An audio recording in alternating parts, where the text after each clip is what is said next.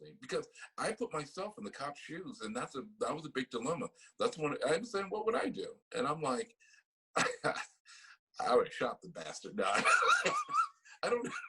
All right, out of the car right now, motherfucker. I think I would have shot him because of his wife. I would have just been like, bam, bam, bam. Oh, I'm sorry. Oh, we got a fable teller here talking about dragons. Get on your knees. Oh yeah. I think Noah made a comment when he said how he pitched the show.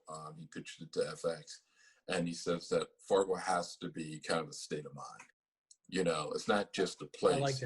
I like that. It's a state of mind. And the same thing, he had some really great dialogue where he was sitting there saying to Lester, says, your problem is you think there's rules and there aren't, you know, and he went into the whole thing, we're all apes and everything like that. Mm-hmm.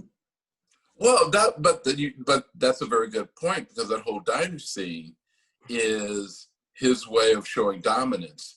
Just in the conversation, he says, well, you really, you know, you told me to kill him. So, and of course, Lester tries to back off, like, no, I didn't, and stuff like that. But he makes an interesting point, because he says that, you know, you're more of a man now than you were yesterday. Mm-hmm. So, and he kind of wins him over, because he's literally talking about, and again, this is his power. I think the Billy Bob Thornton character has this almost mythical power of speech that's almost like a spell. Anybody that he encounters, there's just something off-putting about him.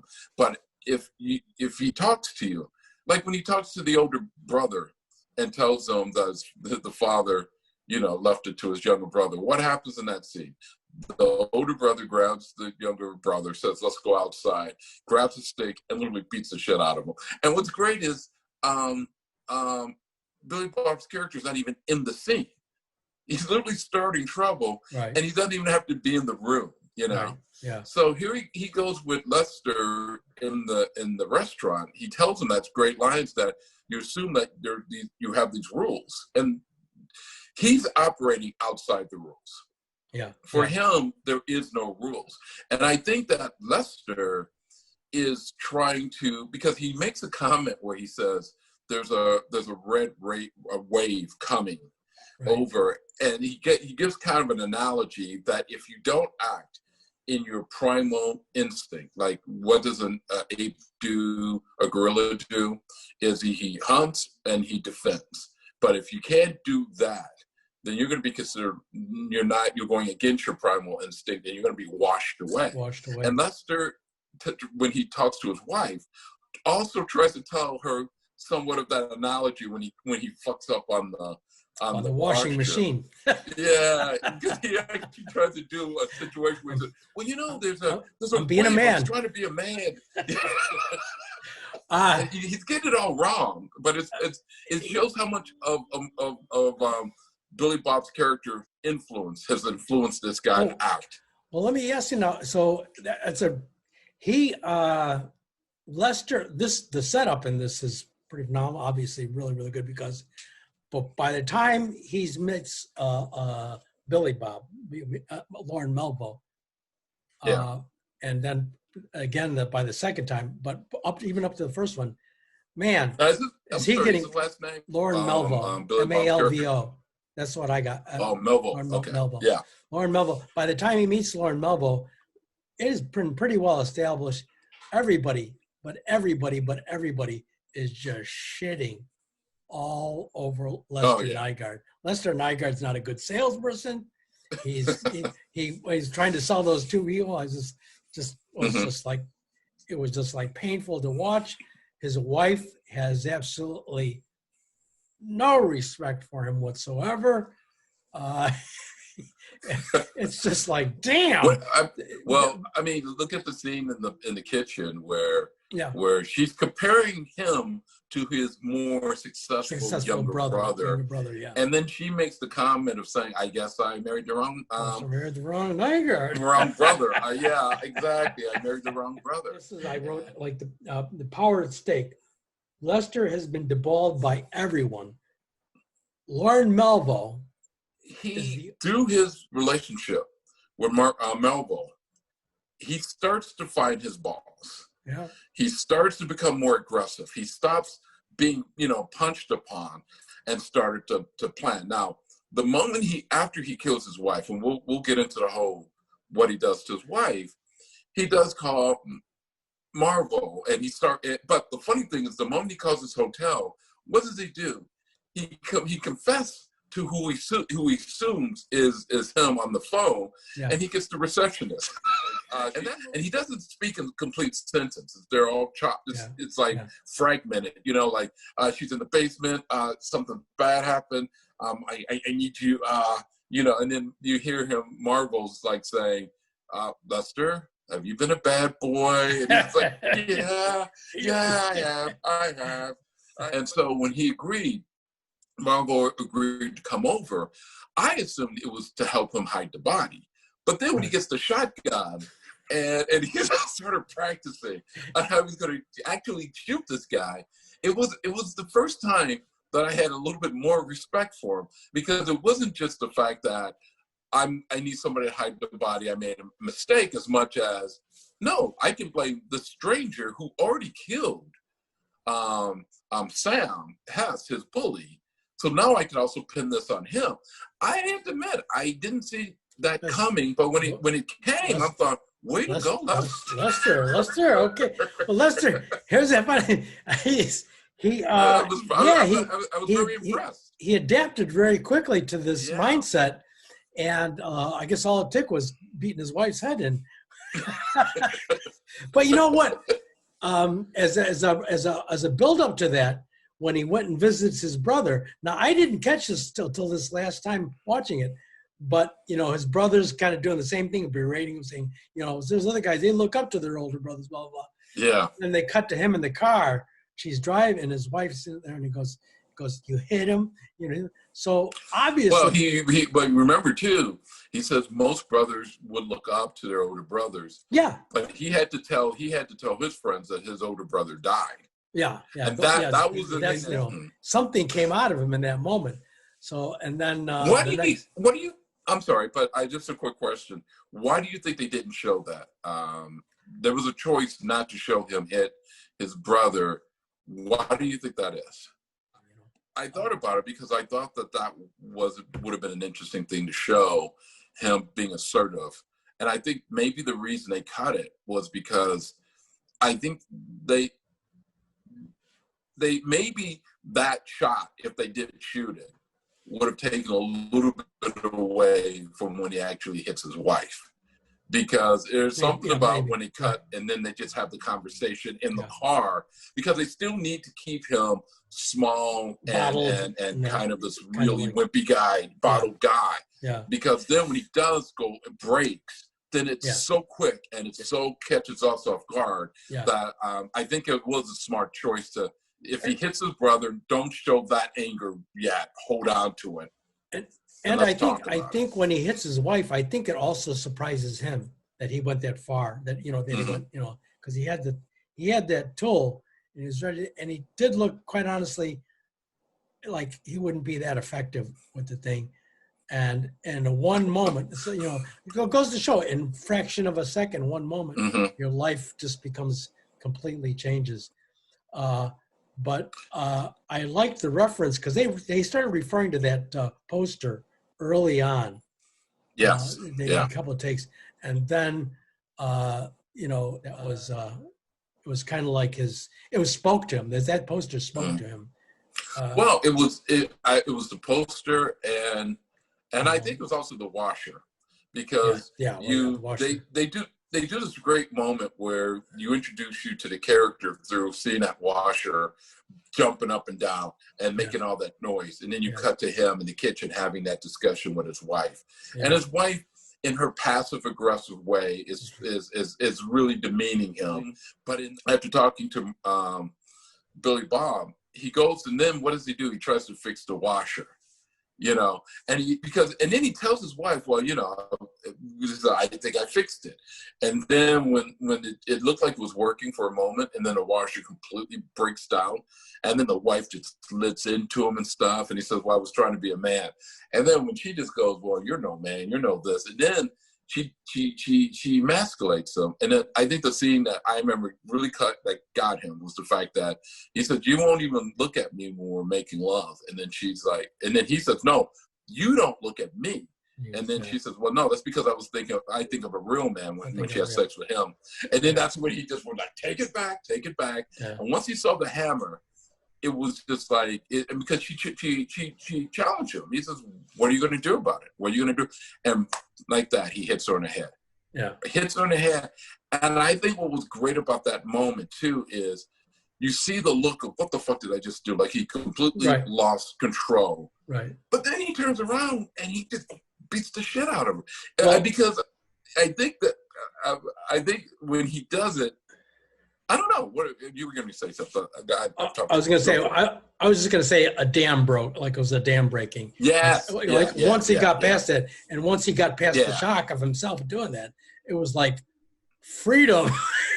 And they're just like, in for a penny, in for a pound is like, because if he's going to be accused of murder anyways, it's like, why not enjoy this? Every rotten, shitty thing. He just was like, went to town on that. He went crazy.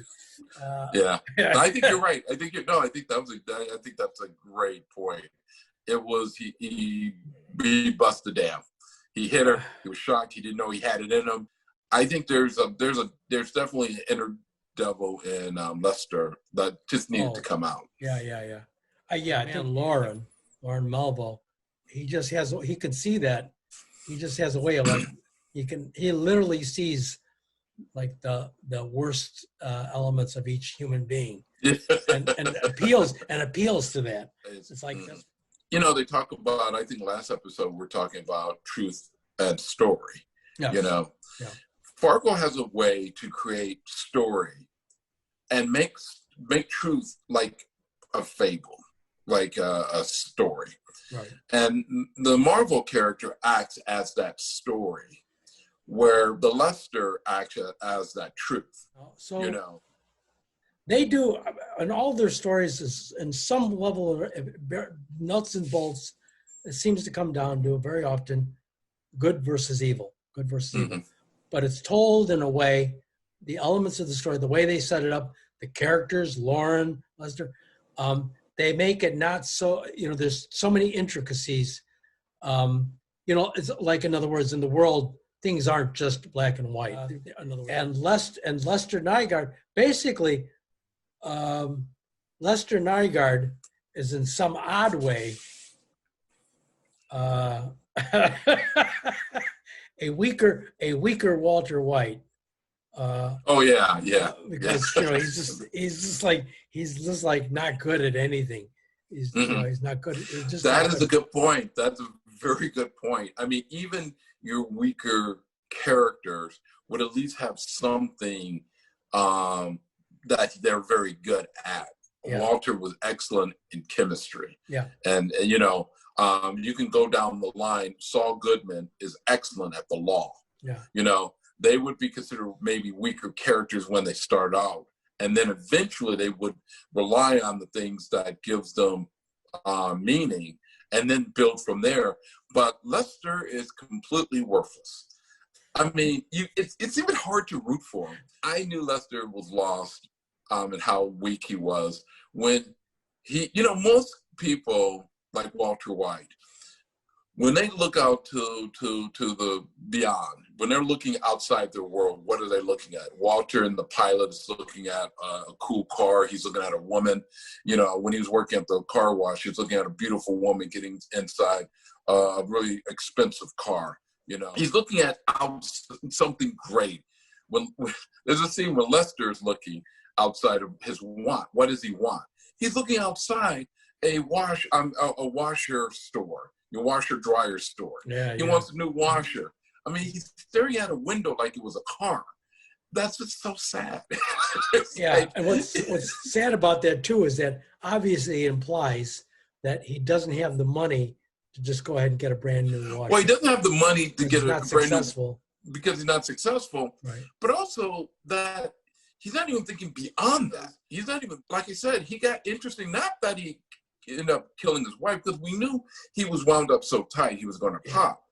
But the fact that the character and the way they took the character fooled me, because he went one step further from having a hit guy help him to setting him up.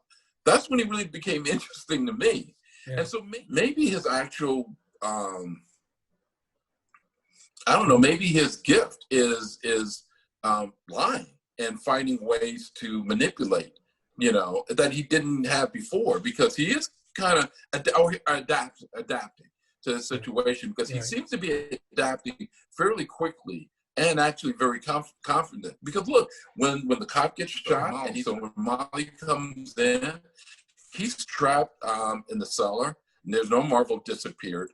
His wife is dead. He doesn't know what to do. And I love that, like you said, he saw that poster, what if you're right and everybody else is wrong? And there's a confidence that's over his face, because for that moment, he knows exactly how to get out of the situation. And he runs his hand into the wall and knocks himself out.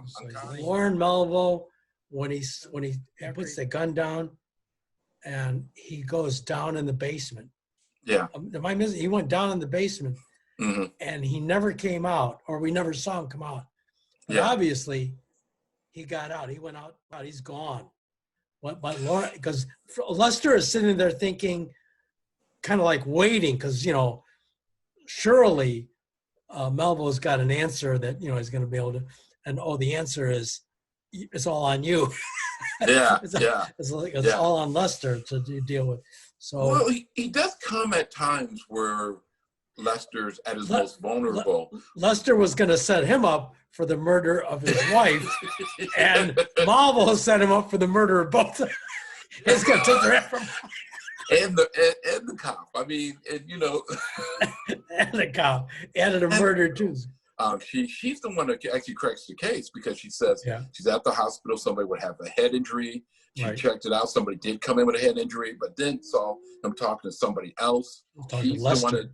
The Lester, that Marvel was talking to Lester, the sheriff knew Lester, so he unfortunately was the one who went to Lester's house, not her.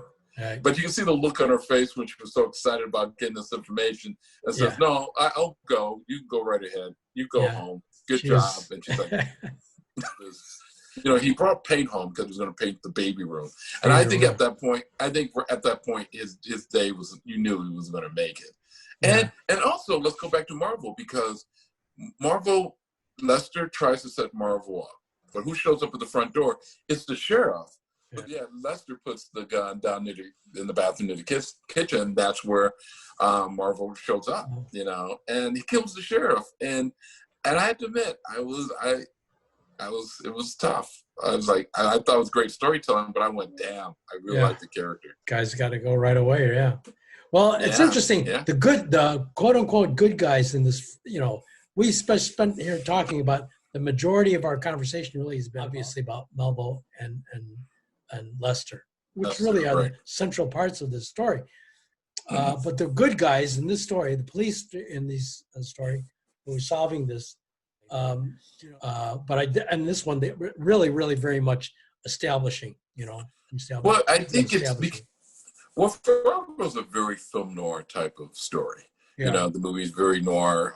Definitely the series is definitely very noir, because you're focusing on, it's always about an average guy, almost a schmuck, that's trying to get ahead. You know, and that doesn't break any laws. He's not technically a criminal by nature, but he does one bad thing, and that one bad thing snowballs where it's impossible for him to get out of it. And that's what's always fascinating about the Fargo storylines, is that it shows that, especially like in film noir stories, usually anybody that's good or decent most of the time can't survive this world. You know, they'll either get killed fairly quickly or very dispatched very violently. But then your protagonist, which would be Molly, someone you would normally say is unsuited to try to tackle a murder investigation, she has to rise to the level. Plus, if we're also identifying with Lester, the Lester's already now, you understand that he's going to have to try to match wits with Marvel, which is almost an impossible. Melville, which is almost an impossible task. Yeah, I'm gonna go. Okay. I got a quick question for you though. No, Mm. let's say we're sitting in the writers' room as they're breaking down this pilot, and what do you think Noah would say if you said, "Well, about him and his relationship with his wife," because they could just get a divorce, you know. People do that. I think you don't have a story. Who wants to watch? Let me ask you now, Malvo do you think Lester is a project for Malvo, or if he killed the if the woman's dead and he kills the cop, and the cop is gone, and nobody knows who this guy is yet. Yeah. And he kills Lester because Lester knows who he is. Why wouldn't he do that? Or what do you think? What do you think? In other words, is Lester a bit of a project for him? I mean, he kind of gave him a lifting up speech, an inspirational speech for Malvo in that thing where he's talking about, today you're more of a man than you were. You're more of a man today than you were yesterday, and all that. Yeah. When he says things like the shit they make us eat, he puts himself. He puts him and Lester in the same boat at that time. Lester's equal to him in that moment, by his own thing. Yeah. So, which I think is by design. I don't think that he feels that Lester is equal to him. Yeah. But he needs Lester to hear that. You're right. That's a coach speech. Yeah. I think, yes, I would actually agree. I think he's an interesting project in the sense that, well, if you look at the character of the Billy Bob's character, he's amused at chaos. He's delighted by it. Yeah. There's something about fucking with people that's like, it entertains him. And I think once he heard this guy's story, it's almost like, what? It's almost like he couldn't comprehend that somebody was like that sitting right next to him. All right. So very good question, Chief. Who is the crocodile in this crocodile dilemma? I think is it Malvo? Is Lorne Malvo the crocodile, and Lester the basically the child, or the parent rather, saying, both the parent and the child. If you once I'm in, can I get out? Like, because or is Lorne, is Lester? I would almost argue in this particular case it might be Lester. I think he's a crocodile that doesn't know he's a crocodile. Because he's a crocodile that doesn't know he's a crocodile. Well, I mean, if you look at his dilemma, the setup, the situation that he was in, he had to call. True. Yeah. I mean, but you wouldn't think of it right from the get-go. You know what I'm saying? It's true, because really, in this particular case, it applies to this episode, he's going to lose no matter what. He loses. Yeah. If he stays in his marriage and just does nothing, and just keeps taking it, he's losing. It's all he's doing is losing. Right. If he just goes nuts and snaps, as he does, he's losing, because now he committed murder. He committed murder, and people aren't going to be after him. So now he's got to really, really deal with that reality. And then he invites a hitman to come over, which is very dangerous. So he's got to be able to make sure he can carry out and setting this guy's up. Because if he doesn't, he loses again, because hitman's going to kill him. I still really enjoyed that, how quickly when he got cleaned up, he changed in his clothes, he looked better, and he looked like kind of a different person. Yeah. He's hitting the thing, and now he's got his rifle up, and it actually kind of surprised me that he was all of a sudden he was practicing. So, you killed her.